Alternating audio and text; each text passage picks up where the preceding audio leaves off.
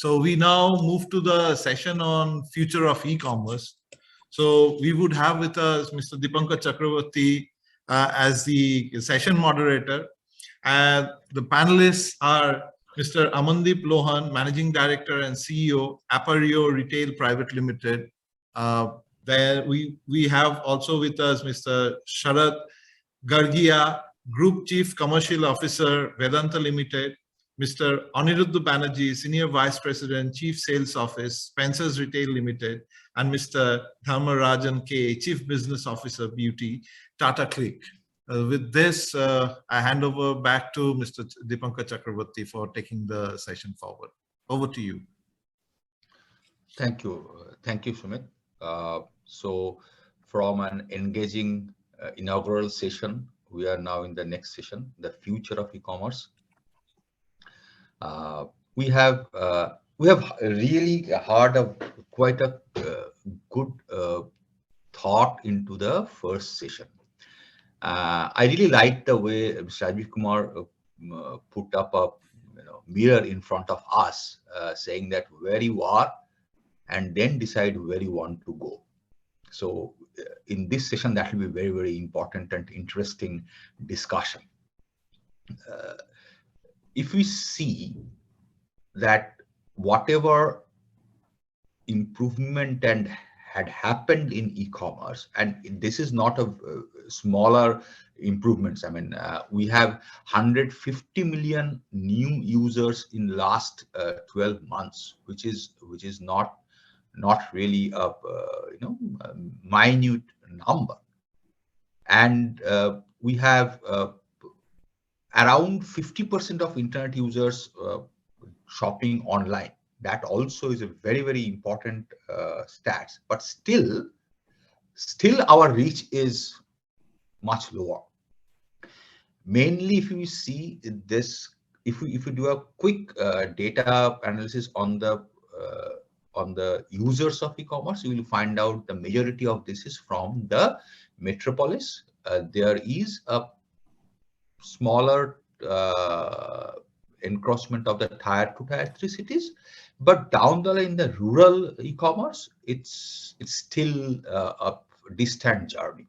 So that will be an interesting point to look into. We have seen a huge amount of digital transformation happening in the e-commerce. Very, I will say that born in the cloud e-commerce companies are also changing their technologies, because the newer metaverse and the haptics are really flooding the whole system. It's very easy to discuss, but it's very tough to really materialize that.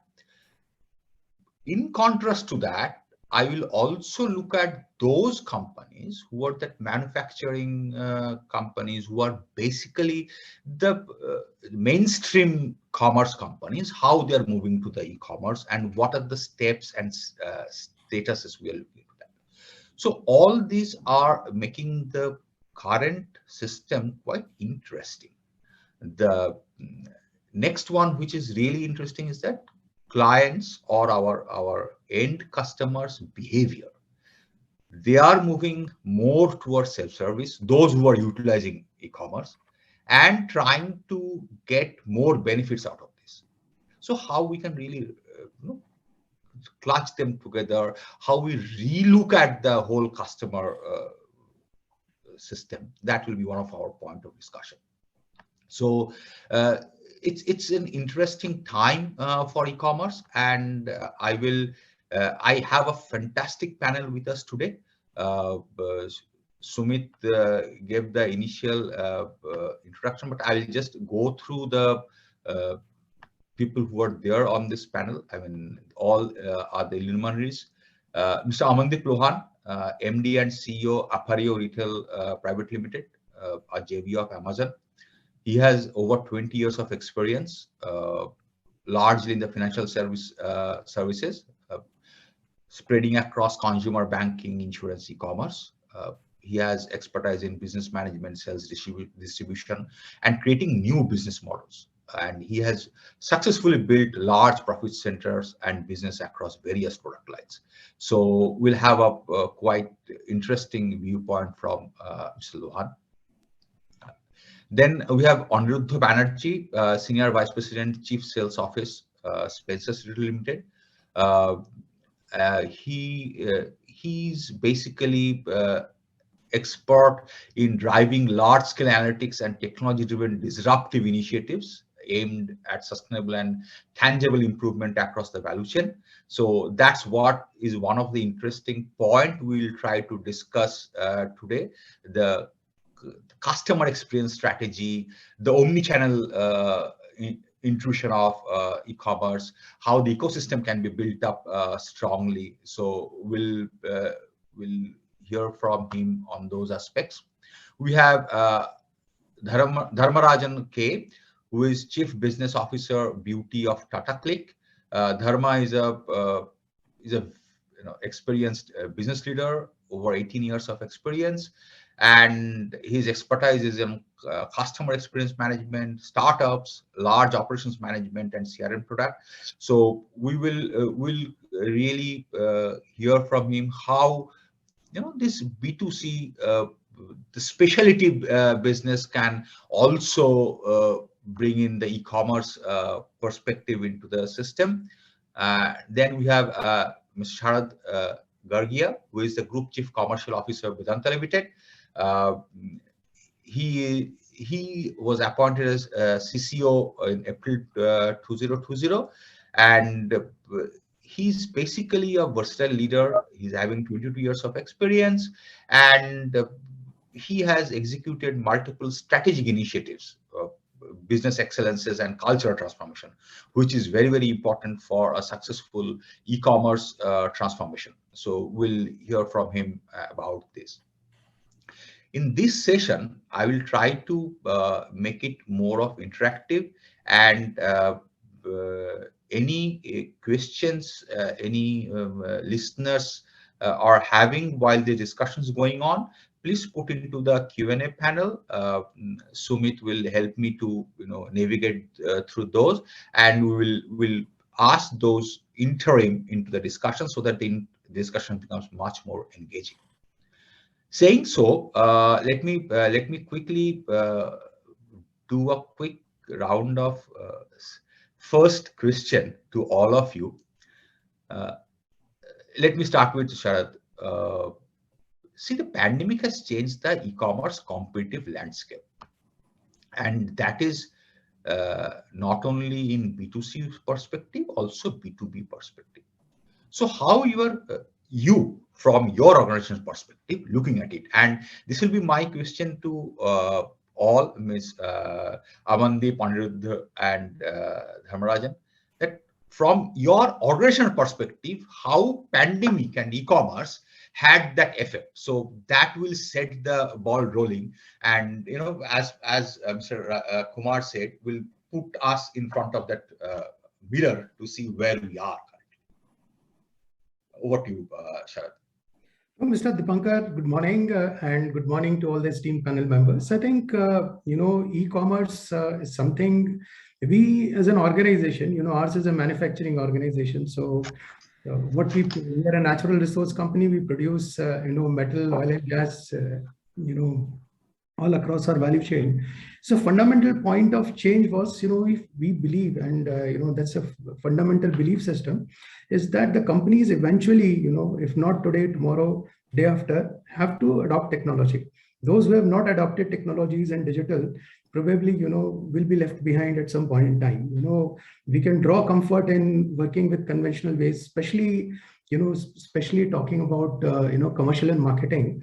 There has been a conventional way of working throughout the value chain.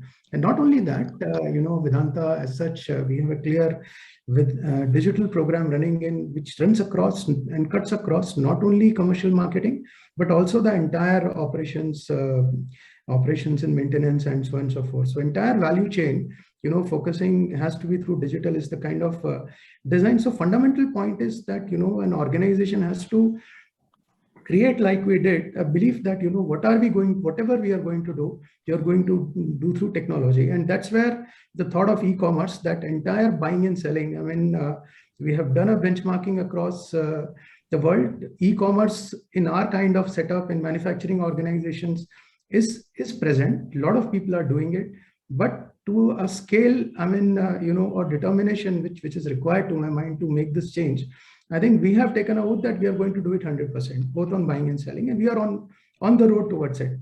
And our idea is very simple, that we want to create, a touchless, faceless organization, wherein the price gets discovered on the system through the platform. So that's completely independent and in sync with market. And the focus of the buying and selling organization, should be more towards buying side, I would say, on business partners, and on selling side, as you rightly, Mr. Dipankar pointed out, on customer servicing. So that's where I think the fundamental belief has to set in, and key underlying points, when you start deciding that what are we trying to achieve out of, once it sounds very fancy to say that we will digitize everything, but what is behind that?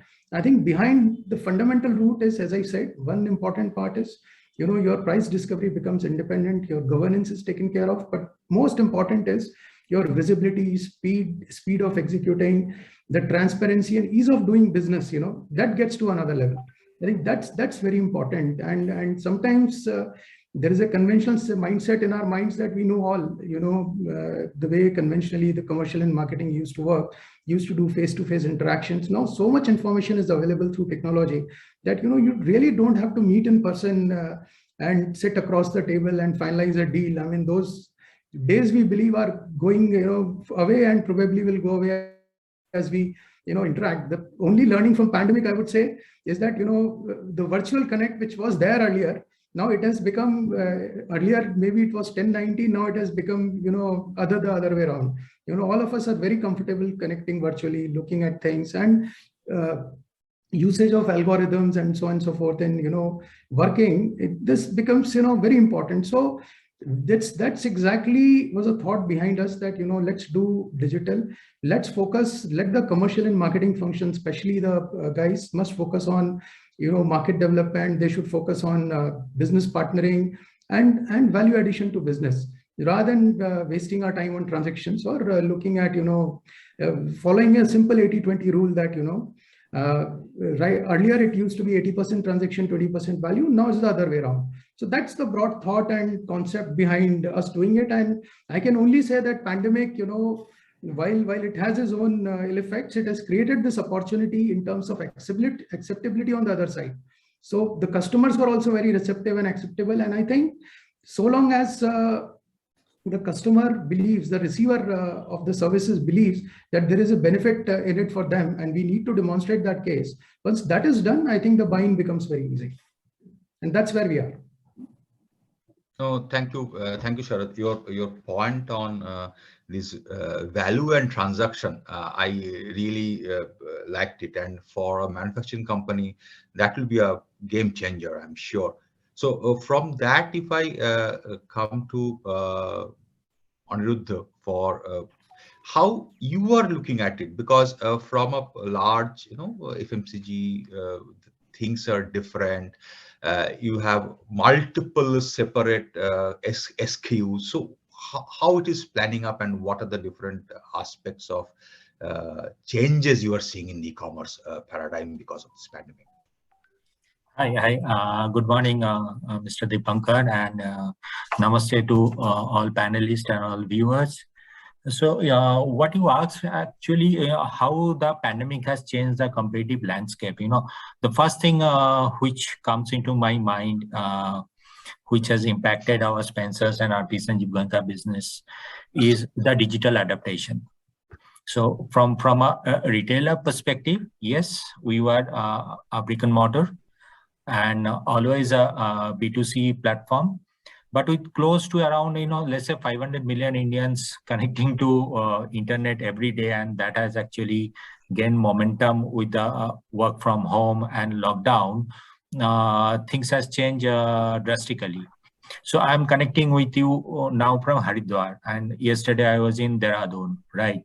So, and if we go to this, B class town or A plus town also, the digital adaptation within the mall itself is huge. So physically, our consumers are within the mall, but probably 50% of that physical time within that mall also they are spending digitally. Okay, I'm not talking of social media right now. I'm talking of commerce also. So the kind of value discovery, price discovery, product discovery, they are comparing a virtual piece with a physical piece, and they are making a buying decision. And that's not only in this town. When I go to metros, yesterday I was in Delhi. So it's same happening at all spaces. Even if it is previously it was at a lifestyle space, now even it's a commodity space also, that's happening. So post-digital adaptation, the next piece which I see, what has actually disrupted the industry is innovation. So this rapid digitization has made the way for the new startups. And when I talk about these startups, they actually impact our value chain largely. So though we are a hypermarket business, but primarily we are into a food and grocery. Now in past 8 to 10 quarters, we have seen unicorns coming up into FMCG space, right? Who are a startup, and they are giving fight to the big fat name multinationals, the dominant player into FMCG. And these startups in innovation space has taken a route of digital fast launch. So most of the FMCG companies right now, even a few of the fashion companies, Dharmarajan is here, they are taking the route of digital first launch. They are doing the test marketing digitally. And their last choice right now is going physical. So that's another piece which you have seen, and they are doing it very successfully. I'm not taking any company's name, but we know the unicorns in the stock market came up in last 2 to 3 months, and what is their route. The third piece which has come out, we talk always about B2B, B2C, those are the thing up first. With the startups coming up and the innovation is D2C. They are reaching out consumer directly. They are not dependent on any middle channel, be it a local grocer or, be it a hypermarket chain or something. They are doing D2C, and they're doing it quite successfully. So that's another big change I'm talking, which we see.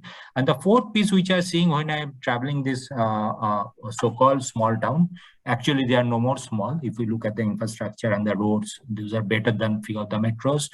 The gig workers coming out from this town who actually came back to their original city at the time of lockdown are now no more fully interested to come back, and we know what are the guidelines came from the corporates in last 2-3 months on the mix between out of home and out of office working.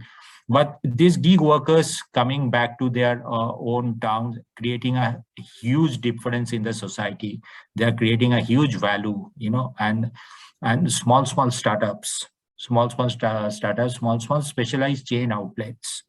So if I visit Vizag, you can see a few startups came up only in dry foods concept. They are also in B2C. They are into online virtual model. So there is huge changes which has happened across country. And these are the 4 things which I can mention about the changing landscape, which is disrupting all business model, all traditional business model.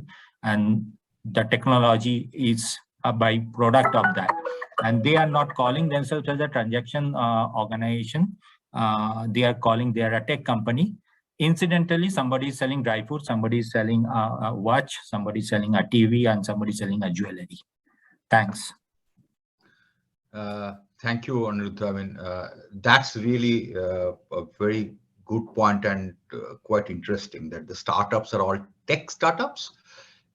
They happen to be retailers. So, and that's the way how the things are basically getting changed also. The whole perspective is getting changed.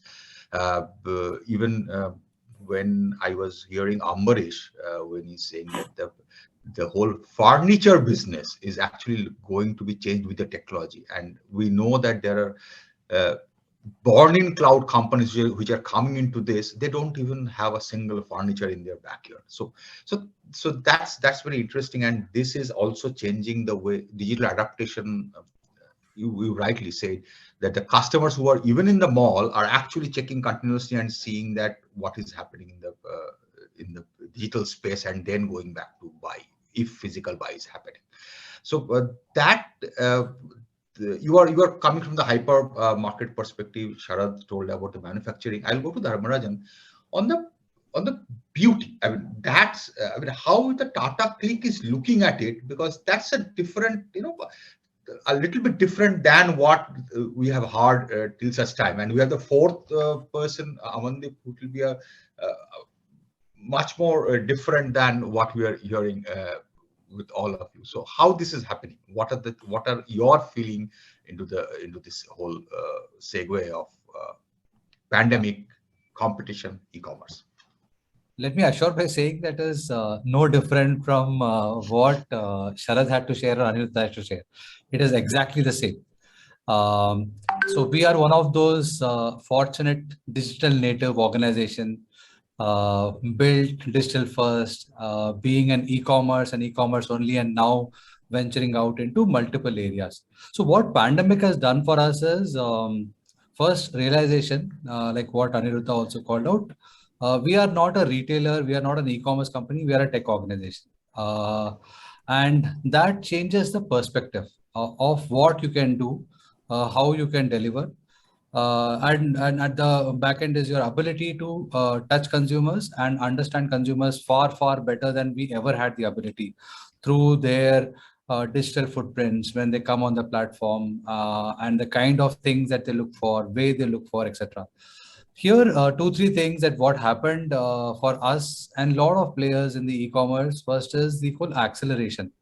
The experiment from somebody thought of buying online to having actually doing a transaction, there was still a reasonable amount of time gap that got severely shortened, and that happened across the globe. And we also felt the sort of impact of it. A lot of consumers started moving in. At the same time, some of the digital payment methodology and also had a huge role to play, especially UPI. UPI also changed the whole perspective of what e-commerce can do, what digital commerce can do for consumers. The growth of some of these digital payment methods also accelerated the growth at which some of the e-commerce were growing. Also, it opened up a lot of these categories and sectors. We thought that we are a horizontal marketplace catering to premium brand and brand loving consumers. And suddenly the pandemic starts and the most searched term is mask. And we realize that we today do not have, but it doesn't take us too much time to go back to the brands and create those product lines, from masks to monitors, whatever consumers are demanding and asking for. And what we are seeing, especially as a change in the last 3-4 years, I will not sort of repeat the points Sharad and Aniruddha already touched upon, which is absolutely similar, exactly what we see it here as well. What we see a little bit more is there is no difference between a banking to a telecom to an e-com in terms of consumer expectation. If a customer has an app on the phone, the expectation is exactly the same. If my Amazon app has a phenomenal self-serve capability, why shouldn't my HDFC app be? So which means the difference in experience expectation from consumer is just falling. They expect everyone to a very high standard, and hence the importance and need of all of us to keep moving up on user experience really high. Keep that bar high and move faster has become absolutely mandatory. Second large change, which what we are saying is, and this is with pandemic and then things opening up and then again lockdown, offline is not going to go away. It will continue to exist. Lot of categories will have a very relevant need for offline, but no offline will exist without online presence, which means even if you are an offline player, even if you are a supermart, hypermart, etc., you can't be just an offline player. you need to have a very, very strong digital presence. Your ability to know your consumers better, provide them with a solution for certain type of buying pattern. You would need both online and offline and in an integrated fashion, which is coming out very, very strongly, and which is some of the things that we're trying to build as a part of our beauty sort of offering to consumers. Third thing that is happening in the industry is around the content play. With the pandemic, there is a huge rise in content consumption across the country, which is the exposure to various elements. It is not just about economic information or banking or financial or entertainment, etc. It is about every single aspect of life. Consumer have the ability to know, and like Aniruddha pointed out, there is no big city, small city here. People in Haridwar has access to as much of Instagram and YouTube as anywhere else, and hence their ability to know what is trending in India, in Korea, in Japan, in US, etc. Basis which they decide what to go in for next, what is working, especially for beauty as a category, what ingredients are in today, what is more functional. Their understanding of clean beauty, sustainability, etc. is far, far higher. So what essentially it is translating is the whole commerce is now also very highly dependent on content. How you are able to integrate content and commerce together for common consumers. As a platform, we are here to provide that unified, integrated online, offline content commerce experience to consumers. And as a part of this conversation, this discussion here, the future way could be various. It could be voice-based, it could be your augmented reality, etc. Is different ways you will sort of deliver it. But we very strongly feel all of them will be highly connected, which is content, commerce, online and offline. And that's our take. And we have a very strong roadmap which builds on this thought process ideology for next 2 to 3 years. Thank you, Dharmarajan. I mean, really, you again touched a few another important set of, I should say, basket of points which you'll deliver. One is how to touch consumers better. I mean, how to feel them and then customize for them. Next one is time to buy from the point of decision is shortening. That means my whole supply chain, my whole fulfillment process is getting changed. Digital payment, the different payment methodologies. UPI is one of them. There are multiple options which are now today. It's really plethora of payment systems available, which changes the whole behavior of buying. And content commerce. I mean, how that is affecting the whole perspective of the users. May not be everyone, but there is a segment who actually will probably work on that. So I'll come to Amandeep to understand from the Appario retail perspective, from the multi-product distribution. What is a difference you are seeing than others who are basically other hypermarket or a specialized specific brand or manufacturing? How that gets a difference in your thought process?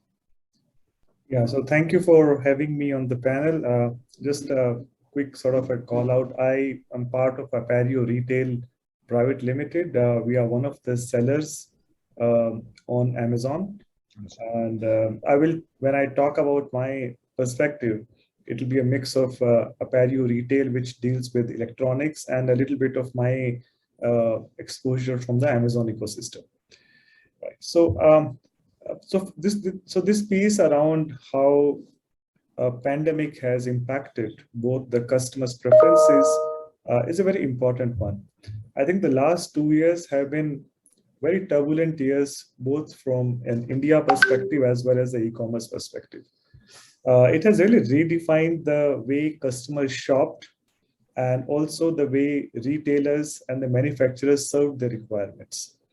So, especially for Appario and the Amazon ecosystem, it was a bit of headwinds and tailwinds in the last 2 years. tailwinds because a lot of customers, because of the lockdowns, moved to shopping online. But a lot of headwinds because pandemic also led to a lot of supply chain disruptions globally.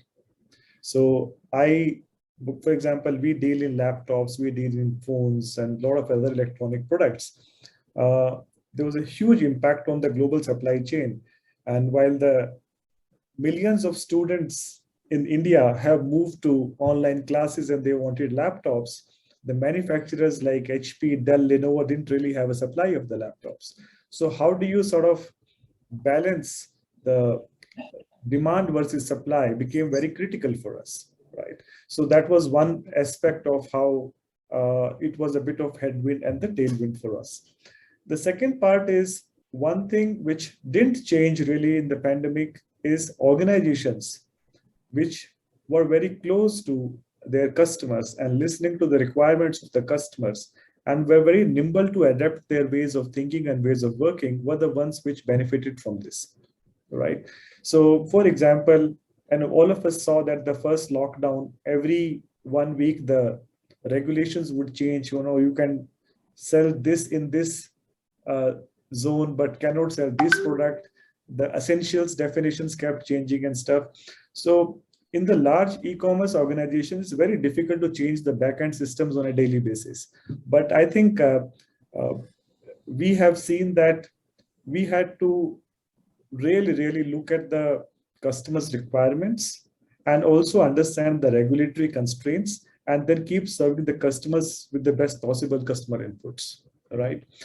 I also talk about a little bit of new competitive players and then new competitive intensity, which emerged for, let's say, an Amazon ecosystem, which was working in a particular manner.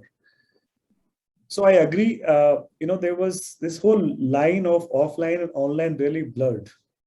And customers came up with this hybrid ways of shopping, what we also call it omni-channel, right? So for example, I can particularly know about grocery, right? There were customers who would want to buy grocery but do not want to enter the shop, right? So that led us to believe that we should launch something like offer an option of buying online and going and picking it up from the customer so they don't have to step inside the shop. Now, these are those innovations which couldn't have come without pandemic, right? So a bunch of those kind of innovations were founded in the very short span of time, and which completely transformed the way customers shopped. And also the other competitors, for example, who could have believed 2 years back that Swiggy and Dunzo would be delivering groceries, right? So I think that's a new bunch of competitors which Amazon and Big Basket found in the grocery space, because these people did have the capacity of delivering to the last mile. And all they had to do is to connect with the retailers and deliver to the customers, right? That was one. Secondly, the standalone retailers, for example, your Reliance retail stores or future Big Bazaar stores, they offered their omni-channel services. So it was no longer just about 3 or 4 players of which were the marketplaces, but all these B2C and the retail large format stores also offering the options to the customers became very important. And the last part is the medium of shopping, right? All this while we were used to shopping through a traditional e-commerce where you add to the basket checkout. But then all of a sudden we realized that the social media has started playing a very important role.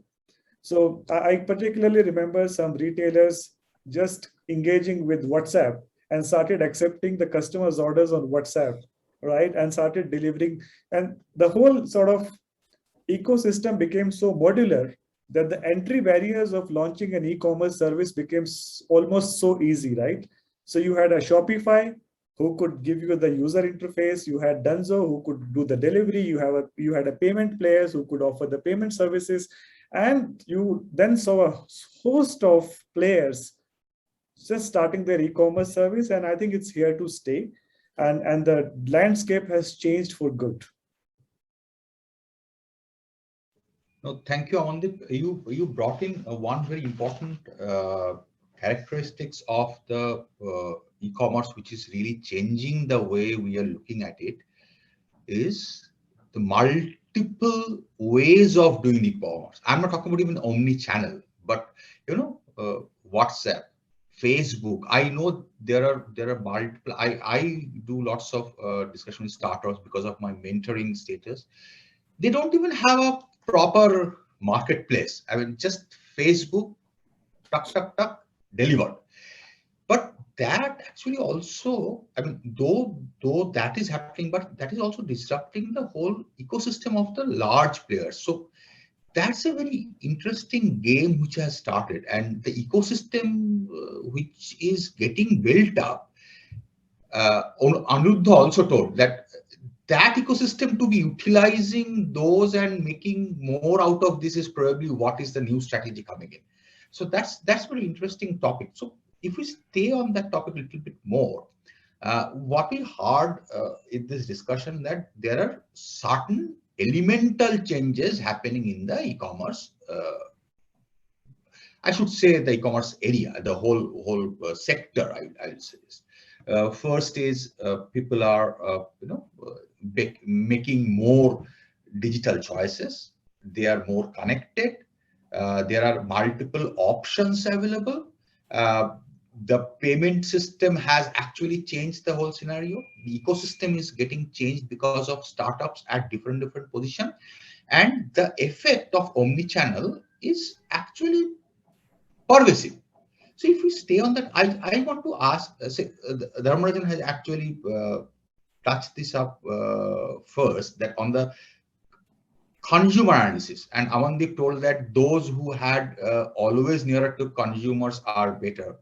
But aren't we seeing that the whole consumer perception is changing with the more and more connected business, more and more people looking at their particular requirement into the item? It's not really a one item fits all. So how we look, and Dharmarajan, when you were talking about a brand, quote unquote large brand, they have a different perspective altogether. I will probably go for a very high brand aftershave with a specific requirement. So how we're looking at that when you are analyzing a customer, doing a more and more hyper personalization, localized selling. So what are how those are affecting?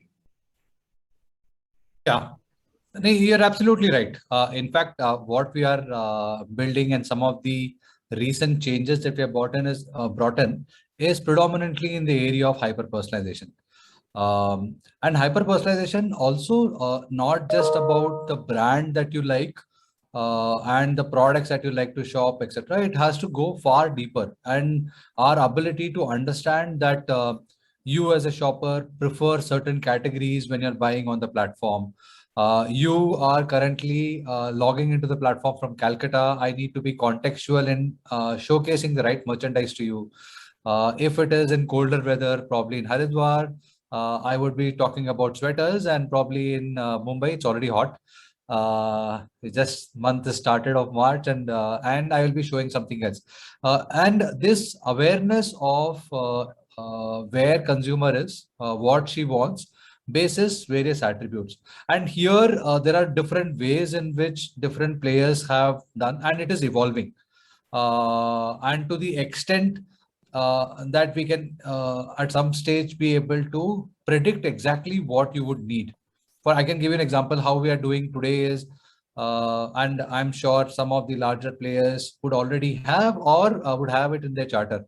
For example, if you're buying 100 ml shampoo, we can sort of predict what is the normal use. If everyone uses every alternate day, the amount that you will use when you are expected to get over with that bottle, and when to sort of send you a notification, now it's a time for you to go for the next one. And at the same time, also talk about a new brand or a new product that is launched, which has all the ingredients that you use with one additional functionality which we believe that you could be interested based on your browsing behavior. You had started using some filters. These are continuously evolving way of treating consumers, and that's why I mentioned some of the digital native companies today. We are not limited by data. We are limited by our ability to use the information effectively for consumers, and without being spooky. At the same time, being very conscious of the time that customer is spending on the platform. How you are ensuring that you are utilizing the time that she spends on the platform most effectively and efficiently. And personalization is a big play there. We also have done some of these nuanced way of looking at buying behavior. For example, like what Amandeep was talking about on some of the electronics item or large appliances, etc. The buying behavior is very different from when a consumer is buying, say, a pair of trousers. And we predominantly had one way of treating these journeys. So now we have gone very deep at a category level. If you see the product listing pages for an AC and the product description pages on our platform for AC is so different from a fashion, where you talk about getting the look, where you talk about how fast I can deliver the fashion, who are the celebrities and known personalities buying that product. But when it comes to ACs, etc., you talk about power consumption, maintenance fee, space that it's going to take. If it is Mumbai, it's a super important. How fast we can deliver and install. All of this will become a far higher order information. And then the structuring of this information. So this changes the way you build the backend technology. So some of the core, like some of the standard platform like Hybris or Shopify, etc., they come with a certain method in which they cater, and which is predominantly one size fit all. You then start realizing that you need to go really deep if you are truly solving the consumer buying experience for that category of product. And there, so that is another level of personalized experience, which is category oriented. And the second side is knowing the customer deep enough by various digital footprint and using that information to showcase the right product. And we believe the future is not just the product, it is also a large play in content, information, etc. And it's for all categories. It is not restricted to a few categories. That's the sort of direction I think most of us are taking. Correct. I mean, if I take a cue from you, and we heard here Aniruddha, Sharad both told that B2B, B2C, D2C are all merging together. But still, if I go to Sharad, the way Vedanta will look at it will be different than how Dharmarajan or Aniruddha is looking at. And Amandeep will have a complete different take into this. So Sharad, how you're looking at this technology part, what Dharmarajan is telling that, you know, with the use of technology, I am slicing, dicing a customer. My pattern of viewing the thing has a specific, you know, they actually can see my eyeball. I don't like that, but they do that. And you have to get, but how you get into that in a B2B scenario? I mean, what will be your choices of technology, and how you look into that as an end-to-end solution for this? No, thanks. I think the most important part I would say is that first and foremost, and we talked about disruption being made by startups in terms of technology. Vedanta runs a dedicated program. Second, we talked about connecting with our small customer base, a typical SME, MSME customers. So what is the way we look at it, in terms of reaching out to customers through digital marketing effort, through these platforms? The most important part is, which we have done, we have taken a very simplistic approach rather than getting into overcomplicated products. I think we have gone ahead with solutions, outsourced solutions in terms of end-to-end value chain, number one. Number two, the whole idea is, if we dissect our customer base, we clearly realize the big customers who are the big consumers of our metals and products, they remain same. So what you do with them actually is, you provide them service. you provide them service, look at them in such a way that, their ease of doing business with us increases, number one. Number two, we try and understand and get their feedback online in terms of their post-sales experience, in terms of product quality, in terms of finishing, packing, and that feedback gets incorporated into, as we go forward, what you say is how do we correct it, and in terms of, and to an extent, an application feedback also. So sometimes it becomes rather than the old conventional way where it used to be a monthly stroke quarterly meeting, going to offices, seeing things. I think the whole fundamental has been changed as, how do you do it digitally, more effectively, more quickly? And so long as the customer sees the action on the other side, it creates a comfort. So that's part one. Part two is that what does the real small customer need from us? We have realized that if you need to provide a full stack solution to them, and that's where I think they go onto the secondary distribution channel. So, if you provide them the financing through banks, fintech companies, at their doorstep.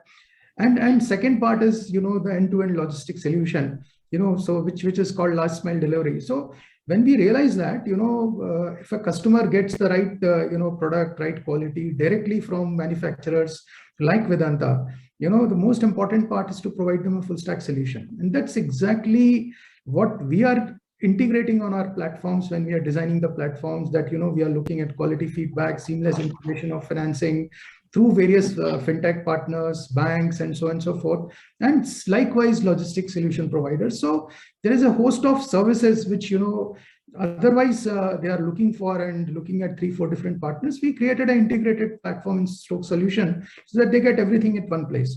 And I mean, I personally, having spoken to a lot of customers myself, and also to the service providers, I think today's scenario, probably as we all speak, and all of us will agree, that ease of doing business, ease, convenience, speed actually is much more important than cost. Sometimes the end customer, or even in our day-to-day life, we choose convenience over cost at some point in time. Nobody minds paying paying a bit of higher cost so long as he's comfortable about the entire transaction. So the whole idea is, we have integrated our value chain in such a manner that, it becomes a seamless experience for them. Of course, it is different from, the other industry as we speak, but that's the way, we look at it. It's ultimately, moving from conventional sales to services, to customer services. That's the way we look at it. That's a very interesting point. I mean, conventional sales to customer service. So the orientation is getting changed. And you also told in the earlier discussion that how value gets improved when I more focus on value instead of the transactions. So I know that's the ethos of this, but if I just stay on one of your points, that people are agreeable to pay a bit higher if they see there is a convenience and they can do everything in one package. And frankly, the survey we did, we could find out that 63% of the people are saying that they are ready to pay, one, if they feel it is convenient, two, if they feel that it is actually improving the social or environmental perspective of the products. So that's a new dimension which is coming up into the e-commerce. So Aniruddha, if I just come to you, you told that digital adaptation, the disruption of the traditional model, and your hypermarts are also looking at it differently. So how you are utilizing the technology? I mean, I know Spencer has, a more or less good online presence. There is a telephonic order you can do. You can do a shop order and pick up from the shop. So how these all are, I mean, is there a coherent strategy to understand the customer, reaching out to them, or how you are looking at this? I mean, that's a very interesting topic actually in today's day. Yeah, Dipankar. So that's a very challenging and interesting journey which we went through last 8 quarters, right? Before the pandemic, we used to call ourselves omni-channel, but in true sense, the out-of-store contribution was merely a 2%, right? Which is now probably almost 10x of that right now post-pandemic. But that 10x is very fragmented. Obviously, our e-commerce has grown. the phone delivery model, which you told, right? We talked about traditional model. What we did in last 3-4 quarters, we have modernized with tech that traditional channel. So probably we are the only guy doing it structurally. We are making million call per month to customer, taking orders and delivering them within timeline, irrespective of the bill value and free of cost, right? So that's another model. Order and pick is the fourth model. Now, what it actually gave us, last 1 quarter, what we are realizing, we now need a tech to give a single view of customer. Okay, because these are not probably all exclusive customer. So almost 45% of our customer are shopping with me in multi-channel. There are elements within the shopper who in the morning came into my shop, either mall or the convenience store shop. Evening, she took delivery through phone ordering, and at night she placed an order for the next day slot in my e-commerce platform. So what is most important for us to get a single view of the consumer, so that we actually can know the consumer. So the consumer is at the center of all of our effort, multi-channel effort right now, which was always from a brand perspective before or an organization perspective. Now it's from a channel perspective. And the consumer behavior and the response in multi-channels are very, very different. Just to give you one example, our phone models mostly working and it's kitchen-based, right? So in the morning or in the evening, or in the housewife or the maid is going to the kitchen, he or she is figuring out something is not there.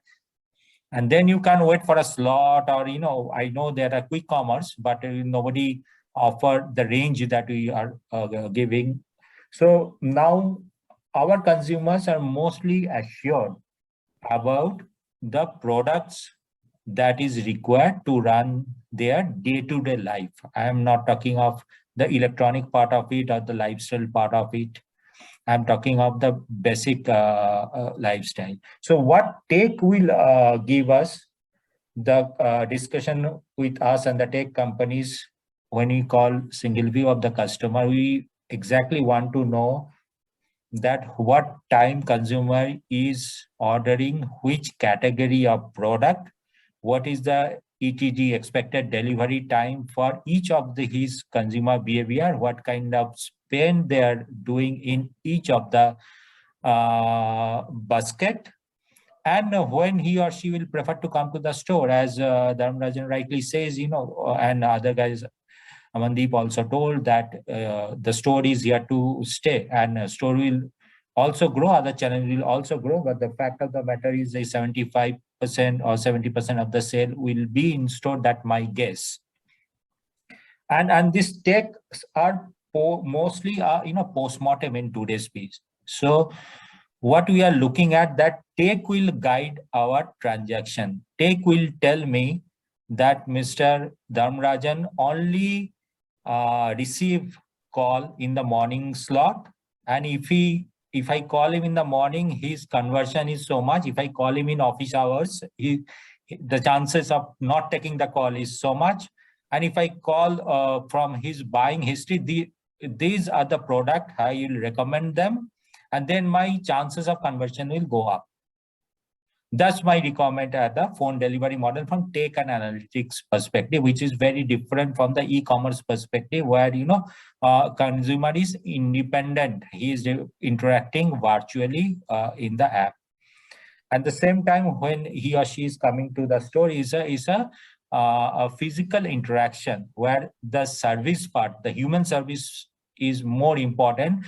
How I can digitize some parameter, give some score to my physical service elements, which may get captured into the NPS. So it's a very difficult and complex chart what I talked, but the India is moving towards that direction right now when I'm talking of omni-channel, and it's a long way to go. We are discovering the consumer, and the consumers are also discovering different brand and services and their shopping pattern. So the both sides are in a very dynamic stage right now. Thanks. Thank you, Aniruddha. I mean, that portion that everybody is really trying to understand the other and the market is shaping up. That's what future is. And so, if I just go to Amandeep, because of your the multi-brand, multi SKU shopping from the electronics goods, from the Amazon ecosystem, the disruptions you are seeing, how really you are tracking a customer, means customer focus or customer experience, how you are giving as a single entity. I mean, is that an important point for you? And if it is a future looking technologies you are using for predicting, more of it, as Aniruddha is saying, instead of really doing a post-mortem to a prediction, how we are doing that? Yeah, so there are inherent customer needs, Dipankar, which I believe has not changed. And I also feel that the pandemic, while multiple players and formats have emerged to serve the customer need, but that was primarily a very supply constraints, high demand kind of an environment. And I also believe that in future, the players who will survive and scale will be the people who will continue to solve the real customer problems and in a very differentiated manner. So we believe that there are 3 or 4 customer requirements which has not changed or which will not change even going forward in an e-commerce kind of a space, and especially in our sort of ecosystem, which is multi-brand, multi-retail kind of a thing. The first is the range, which we call selection, right? They would want to get a variety of selection to choose from. The second is the pricing. I mean, irrespective of how wealthy you are, you would want to get the best pricing and the value for your purchase, right? And that has further sort of, if we double click on that, how do we provide the best value to the customers? And that need not be only in form of discounts. That could be a value provided with partners like bankers and some other ecosystem partners. And also, how do you leverage the affordability levers? So there's a large part of the country which is heavily dependent on how do we provide, let's say, an EMI-based shopping or buy now, pay later kind of a shopping. How do we build the credit scores of these customers by not taking the information from a credit bureau, but how their purchase history on our marketplace, and how do we provide them the affordability options. And the third part is the convenience part of it, which means when the customer comes to my shop, I should be able to have the product which he wants to buy. The product or the inventory should be placed very close to the customer. So the click to deliver time which the customer has, we should be able to offer either a same day delivery or the next day delivery. So when the customer places the product, he wants the expectations to get the product is very fast. So if I summarize, selection, pricing, and convenience are the 3 most pillars for e-commerce. They were here and as relevant 20 years back, and they will be here to stay going forward. So we believe that technology, infrastructure, and everything is means to solve these 3 customer requirements, right? And we, as long as the companies which will continue to solve these 3 sort of requirements, they will continue to survive. Especially in electronics, what you said, right? It's no longer just a transactional experience of buying a laptop and checking out. How we suggest the right laptop to the customer based on his requirement. There are buying guides which we'll have to design. There is a custom profiling which we'll have to do. And then make sure that there is a good post-purchase experience, which means which could mean installation, which could mean offering warranties, and all kinds of answering questions. So this holistic experience is what customers need right now, and not just a tactical way of transacting on a marketplace. The other piece which you talked about is the holistic requirements of customers. I believe in the country there are 3 or 4 ecosystems which are emerging right now, if you look at it. And these ecosystems are not restricted to only e-commerce or the shopping part of it. It will have shopping, it will have payments, it will have entertainment, and it will have, let's say, food, or let's say, the food delivery part of it. And eventually there are 3 or 4 ecosystems which will kind of offer these services and value to the customer and make sure that they are retained in those ecosystems. So for example, I'll take an example, let's say between Amazon and Walmart, Reliance, Tata. These are the 4 ecosystems that I can see which are emerging. So all of them are getting into shopping. They are all like, Amazon has Amazon Prime Video, Walmart has tied up with Netflix, Reliance has bought Savan for the music part of it. And then there are these food deliveries, which are also coming right now as vertically, and they will also become part of the ecosystem. So I think going forward, it's not going to be a contest just between the e-commerce shopping marketplaces. I think it's going to be a contest between ecosystems. And I have seen this emerging trend in China as well, and some of the other countries as well. So I think it's an interesting sort of a dynamics which we are seeing right now. But the one thing which remains consistent in all these changes is that there is a customer and there are inherent needs of the customer. The better you understand that and the better solution, which is a differentiated solution that you offer to them, I think those organizations / ecosystems are here to survive and scale. Exactly. So it's basically, you are correct that the customer basic needs didn't change, but the way we are trying to cater that has got really different, and we really need to focus on that. So if I take that point, if I go to Dharmarajan, how you think is that, this basic inherent needs are remaining same. The technologies are changing it. So metaverse, or say voice-driven commerce. And you talked about content. I am talking more about the data, which without that probably we cannot even complete the discussion. So how you are seeing those are integrating to give, not only from the technology perspective, but also from the strategy perspective. Are you really utilizing your data as a strategy? So how you're seeing that is changing the whole perspective of the customer, and is it a brand? I mean, not what brand you are selling, but is it your brand? How you are making it humanizing is giving the change. I mean, how we are looking at it. I mean, that's probably the future where we will more and more seeing the humanizing of your brand and making that available to the customer to stand apart. So how you are thinking? Is it a strategic movement? Is it a technological movement, or is both aligned movement? It's a great question, and it's a valid thought that we have to ponder, at least at this point in time. And there are different ways in which we are seeing it, depending on how mature are you in the journey, etc. See, essentially, if you see the problem, it's like it's an outside in. Consumer wants something. Consumer has a certain inherent need. We as a platform owner or brand owner or any of the service provider, we are trying to fulfill that need, which is most suited to consumer at that point in time. Some of these are all channels, whether it is voice-based commerce or mobile commerce, and you are getting more and more contextual. So what was happening was customers were trying to come learn a few things on how we do business, and they were doing business with us. Now we are doing the reverse. Now we are going to customers closer and closer. Like, for example, transaction and platform will start becoming vernacular.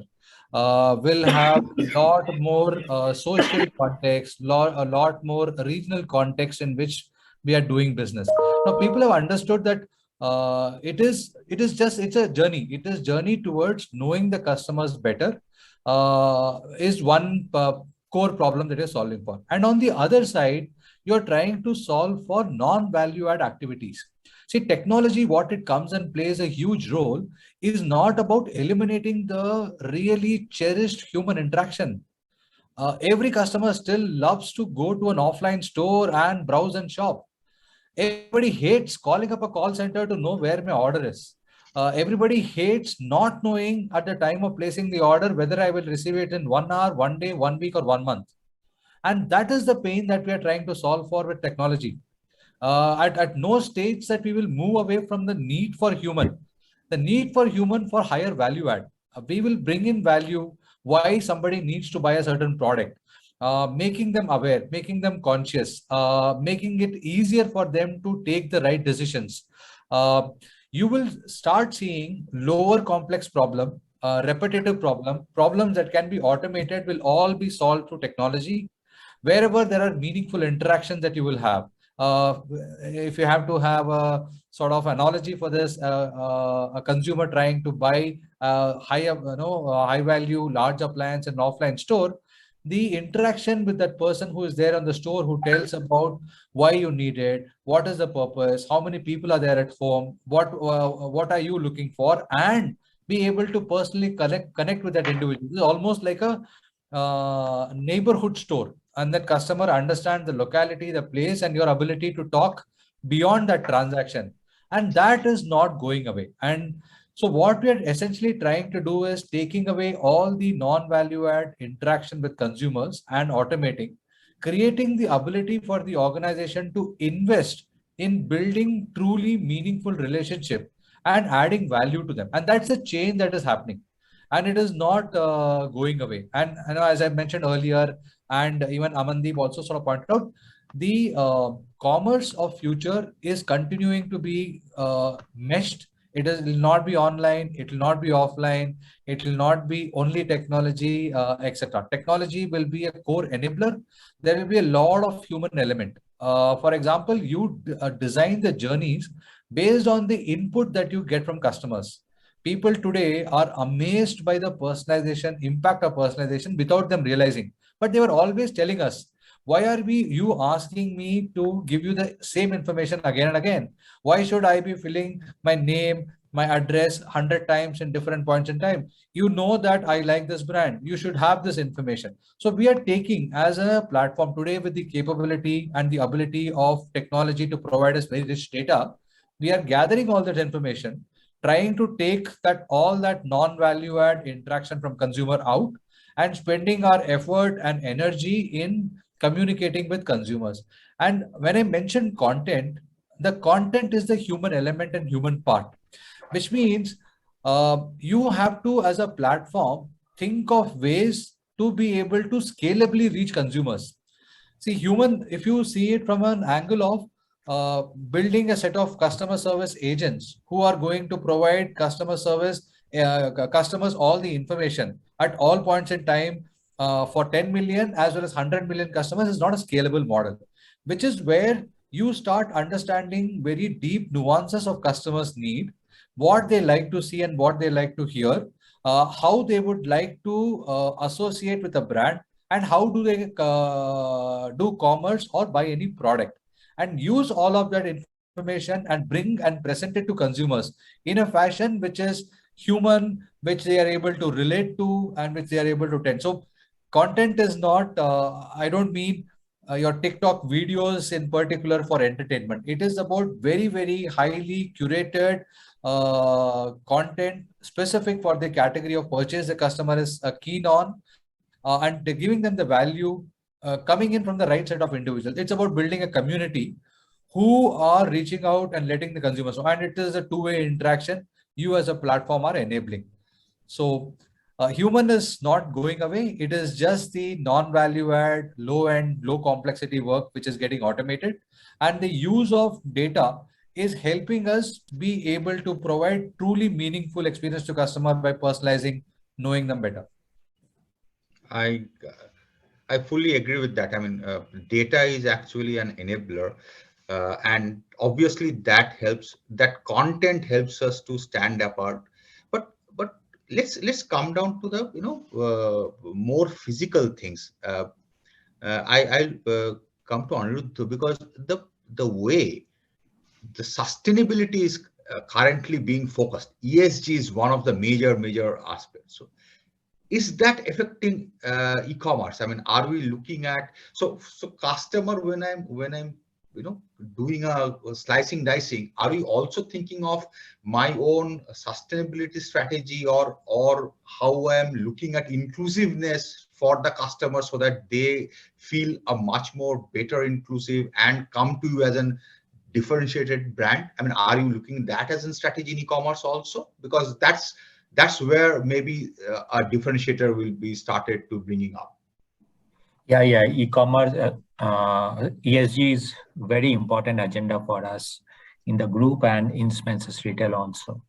So a few of the elements like, the packaging materials. One is going by the government guidelines, and on top of it, how we can actually reduce the plastic usages. That across the country in different state governments has different regulation, but we are trying to standardize and doing maximum reduction in waste management. Secondly, every day, in a hyper food and grocery store, there is a huge quantity of food waste happen, which we call damages or DAD, whatever technical term. So we are getting tied up with few NGOs, it's operational in Calcutta, Delhi. They have started at the time of pandemic, it was not operational, but now they have started coming back and picking up those wastages and distributing to the poorest section of the society. And formally we are doing that. The third element which we are looking, which is very much related to e-commerce, are the delivery models. There are e-bikes came into the market. So when I talked about my phone delivery model, not the app delivery one, the ticket size are much more smaller. There we use normal as a bike or something. So we are looking for the e-cycles, and we are doing some pilot in Calcutta. So all these are your ESG related. Fourth is a very big project which we are also doing in terms of power, getting into the renewable and the solar. So wherever we have a larger standalone store, because you need a open and clear rooftop apart from the weather support system, which is available mostly in South India for us. So we are doing those pilots into 4 stores. So ESG is a very big element which is also related to some cost saving apart from environmental benefit and some social cost. So we are into it big time. I understand. So Sharad, I mean, from manufacturing organization, I'm sure that's a focus for you. But are you really looking at baking into your digital strategy? How you are working on that? I think, of course, this is a key topic for us. More from a perspective from an organization, as Aniruddha talked about, we are also focused on how do we reuse, recycle, and for organizations like us, be it our buying and selling, be it our operations, I think decarbonization becomes a very big kind of element and agenda for us. So that's the real focus, and of course, we have launched certain products keeping in mind, like for example, we have just launched Restora, that is an aluminium which is which is the lowest in terms of GHG. So these are the kind of initiatives progressively we are thinking also in terms of our products. How do we look at green metal as we go forward, and which kind of creates a belief in the system as we go about it, and digitally also kind of differentiating those products as we go forward, market them separately, and look at it that how the consumer also receives it. This is just a recent phenomena per se, but as we go forward, I think there's a lot of value in it, and probably more than saying, doing is extremely important. So this is where our organization, like everybody, we have also taken our pledge. So we are working not only on big ideas, big areas, but even the smallest areas of value chain, wherever we can, that's where we are focusing on these areas. So I think these are making, one is small projects with high impact and visibility. And then the bigger task for us probably as an organization is to really look at, how do we produce green metal and look at decarbonization, apart from the social agenda, which, Vedanta is known for. So I won't talk about it. No, that's the for sure. And I know. I mean, so if I think we are at the fag end of the session. It's a fantastic engaging session I had. I will ask a do a last discussion point, which is we heard in the inaugural session also, and in today's our discussion also, we put forward that e-commerce may change the economy of the India. I mean, we should try to bring in more e-commerce percentage into the main commerce, bring in more SMEs. We talked about that. It is an enabler for the small medium companies. So if I go on a round robin from Amandeep, how you are looking at building, that ecosystem. You talked about that ecosystem very effectively, and you also told that there are multiple perspectives of the ecosystem. But how you are seeing that e-commerce and the future of e-commerce is trying to lift up those small medium entrepreneurs into the mainstream and making them wealth creation progress. So how that is happening? Yeah, it's a very important point, and I think I'll probably break it into a couple of parts. First is the inclusion part of it, right? And you kind of touched upon in your last section as well. So this is a heart of our strategy of how do we take along the SME and the small shop owners in overall sort of scaling up our business operations. So I know that Amazon has a very well invested and well funded program where they are integrating the local shops owners and putting their selection and inventory on the marketplace and offering that to the customers, where customers can come and buy from the community, and then Amazon through its own last mile infrastructure can pick up the product and deliver to the customers. So far Amazon has integrated, I think, with 2 lakh shoppers, the local shops, and by I think end of this year the plan is to take that to more than 2 million local shops, which will be integrated in the Amazon ecosystem and offering full end-to-end solutions, right from the POS solution to the shipping to the creating of the catalog. So we believe at Amazon ecosystem that taking the SME segment along is a very important for us to scale up in this ecosystem. The second part is there are various programs that I am aware of that Amazon is running. For example, they have a program called Meri Saheli, which kind of encourages women entrepreneurs across the country to who are into small shops, small manufacturing sort of setups, to showcase their products to the larger set of customers. Right? And not only in India, by the way, Amazon also takes their products to multiple countries through their global shipping program because they have access to multiple countries. So I am aware of a lot of startups, for example, who started off with in India in a small manner, but right now are selling their products in America, in UK and Australia and so many other countries.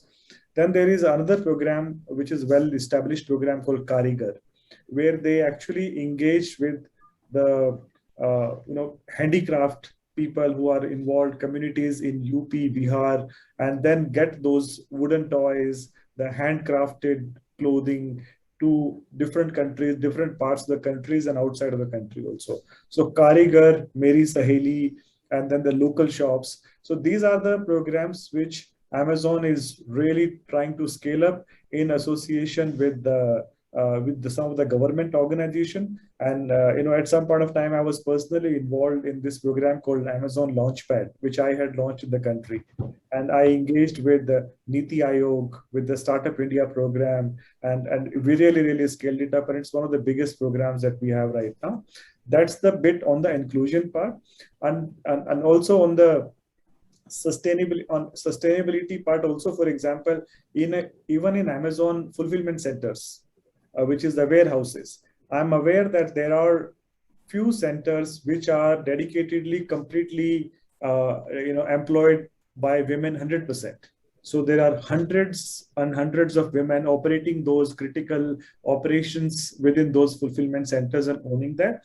In fact, there is also one fulfillment center which is completely owned by deaf people, right? So the whole fulfillment center has only deaf people, and those are differently abled people. So I think I get very inspired and encouraged by the initiatives which are scaling up across some of these segments. So I completely agree that we have to be socially aware and responsible to grow this particular piece. Dharmarajan, your point of view on this? A very similar thought. Very similar thought. For us, it is still very early stages in terms of having a larger impact on the ecosystem, etc. We are still coming up, but we understand the importance of building the ecosystem across the country, being highly socially conscious.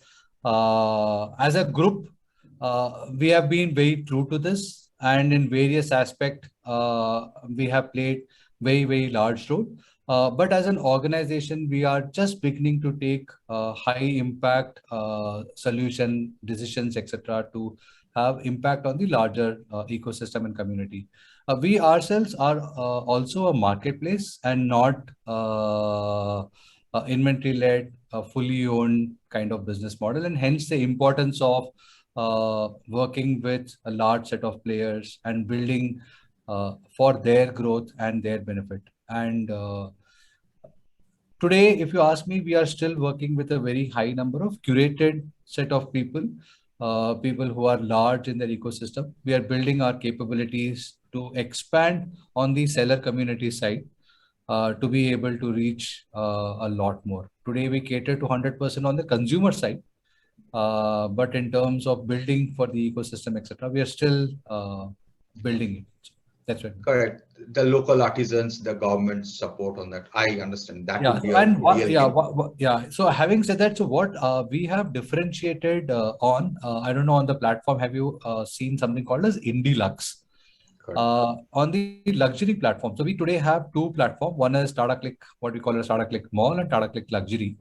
In Tata Click Luxury, we have Global Luxury and IndieLux. So these are Indian luxury brands. These could be very small in terms of their business size, etc. But very unique story from every nook and corner of the country. Very uniquely presented, and I don't think there is any parallel to what that IndieLux platform has created for the country, and for especially for these very specialized, skilled artisans across the country, whether it is homeware or it is fashion wear, women's, men's, shoes, and we are adding more and more category. And this platform we are building for bringing the best in the country and giving them a platform to be able to sell within the country and abroad. We have also created a platform for international consumers who want to sort of understand what we have to offer as a country in Indian luxury. That also we have built. So that part we are doing currently. Thank you. Thank you. Aniruddha from Spencer's, I know, I mean, it's a high, so this is a different approach. So how you are looking at this, because I think the local artisans, local products will, hyper-localization will have a change in the e-commerce business in recent future. Yeah, so, you know, for us, the social responsibility piece goes very deep into food business. Like the fresh produce which we are taking, the commodity, we have a collection center, and there we have a group of farmers who work closely with us, you know, and participate in all channel requirements, our e-commerce, phone model, store model. So that's an ongoing process. And actually, you know, they are working very closely with us for any new innovation, the new product. Probably you have seen in market nowadays a different color, you know, cauliflowers. So that's one of the example where they do a co-production, run a co-production process. On top of that, government is also running a Skill India program. And there, I think the optimum capacity is between 12 to 15%. So we are fully optimizing whatever is the government requirement. We are actually hiring people who are completely fresher, and through our HR, we have a very deep training process. And we are actually training them, we are absorbing them into our system. So we are very much a part of government's Skill India program right now.